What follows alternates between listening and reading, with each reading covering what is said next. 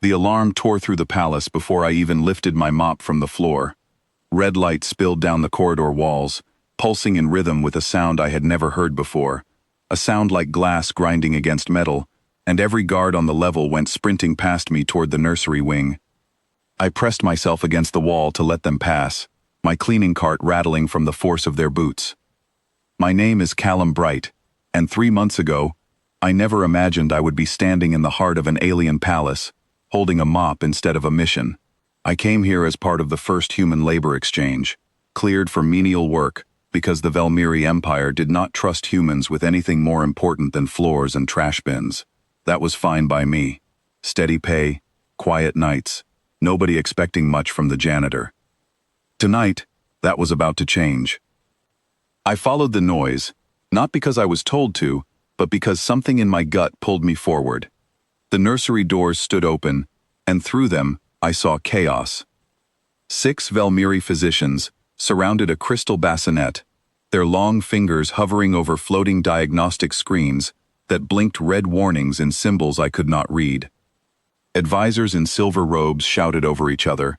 A tall royal guard stood near the door, spear lowered, eyes wide with something between fear and helplessness. And in the middle of it all, a baby was screaming. Not the alien kind of cry, thin and clicking.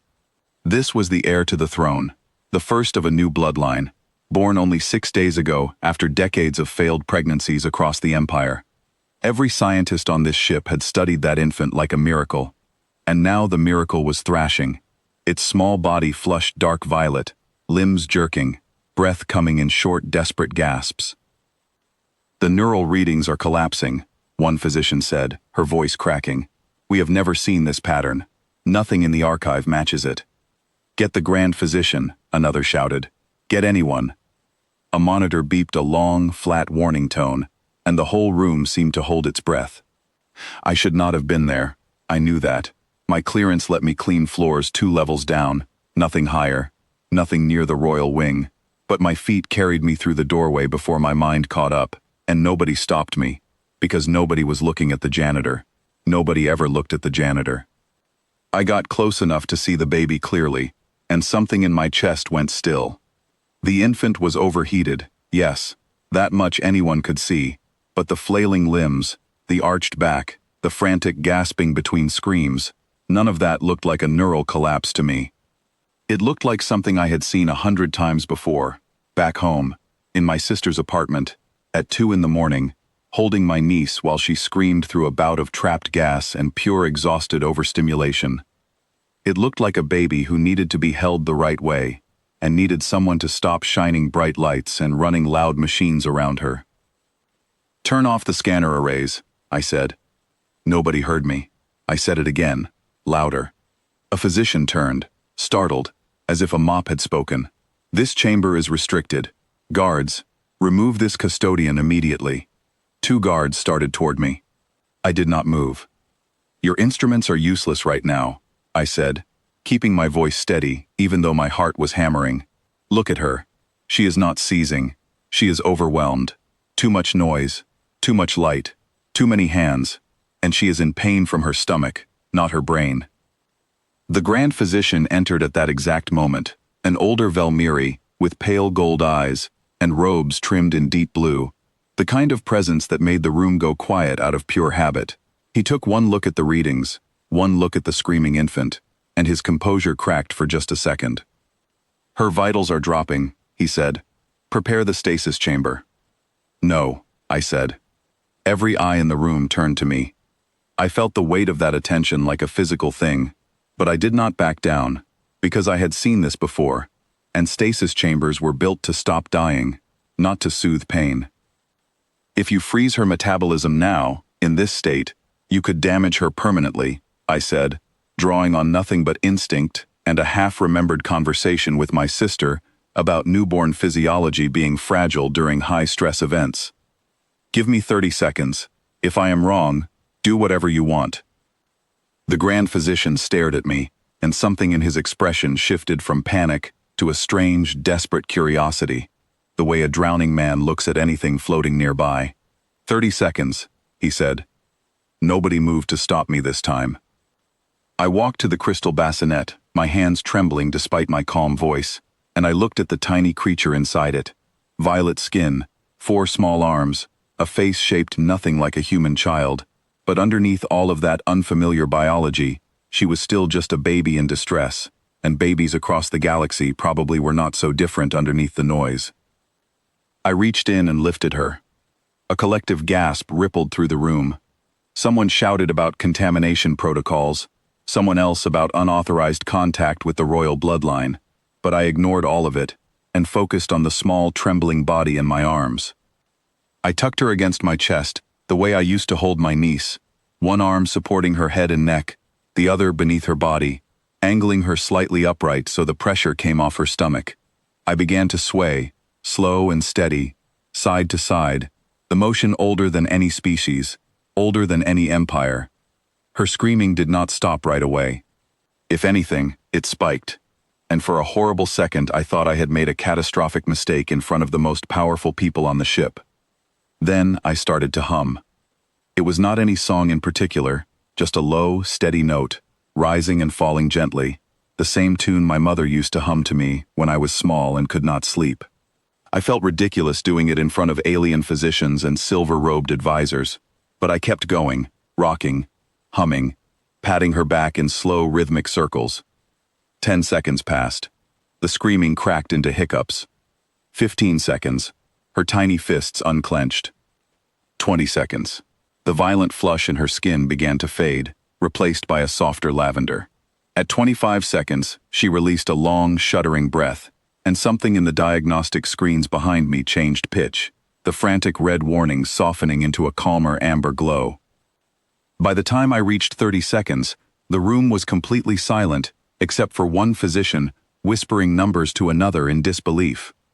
"Her neural patterns are stabilizing," the female physician said, staring at her screen like it had betrayed her. "Heart rate is returning to baseline. This is not possible."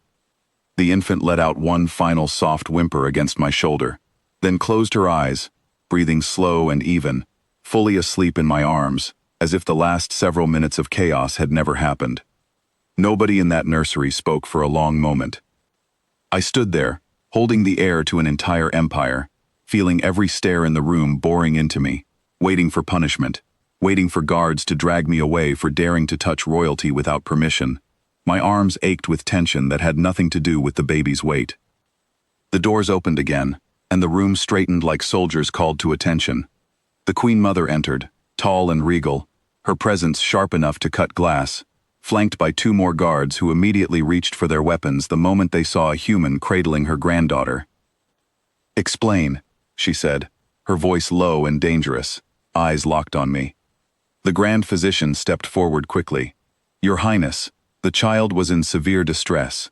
Our instruments could not identify the cause or halt the decline. This custodian intervened."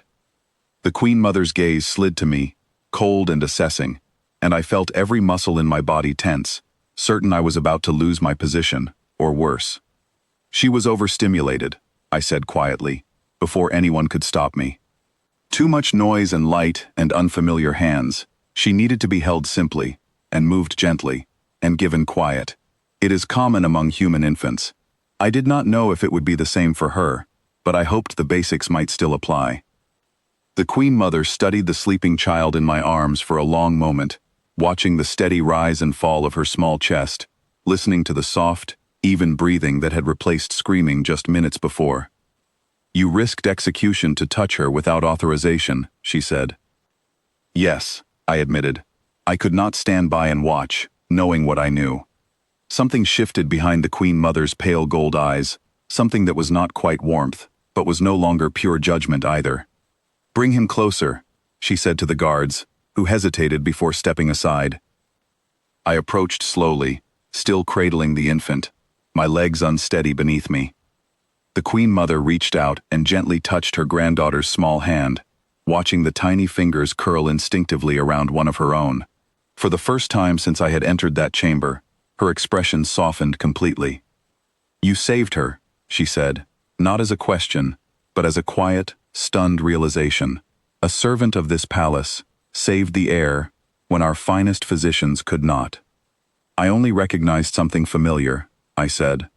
The rest was luck and instinct, and hoping some things are the same everywhere. The Grand Physician stepped forward again, his voice carrying a note of genuine humility now. Your Highness, I believe this custodian's instincts deserve study and respect. Whatever knowledge his people carry about early development, it succeeded where our science could not. The Queen Mother nodded slowly, still watching her granddaughter sleep peacefully in the arms of a man she had never once acknowledged before tonight. From this day forward, she said, turning to address the entire room, this human will have full clearance within the royal nursery, and his counsel will be heard whenever concerning her well-being. A murmur rippled through the physicians and advisors, equal parts surprise and grudging respect. I carefully transferred the sleeping infant into the Queen Mother's waiting arms, my own arms feeling strangely empty the moment she was gone. She looked down at the child, then back at me, her expression unreadable but no longer cold. What is your name, custodian? She asked. Callum, I said. Callum Bright. Callum Bright, she repeated, as if committing it to memory for the first time. Tonight, you reminded this empire that wisdom does not always wear a crown, or hold a title, or carry advanced instruments. Sometimes it simply carries a child, and knows exactly how to hold her. I said nothing, unsure of what response could possibly follow that, so I simply bowed my head the way custodians always did, out of habit rather than obligation. But as I turned to leave the nursery, I noticed something different in the way the guards watched me go, something different in the way the physicians whispered among themselves, glancing my way with something new in their eyes. For the first time since arriving on this palace, I was not invisible anymore. I picked my mop back up from where I had left it in the corridor, my hands still trembling slightly from everything that had just happened, and I made my way back toward my usual cleaning route, back toward the quiet, ordinary life I had expected to live here. But behind me, in the nursery, the heir to an empire slept peacefully for the first time that night, safe in her grandmother's arms, because somewhere in the noise and panic, someone had remembered that beneath every crown, every title, and every species, some things about caring for a child remain simply, quietly human.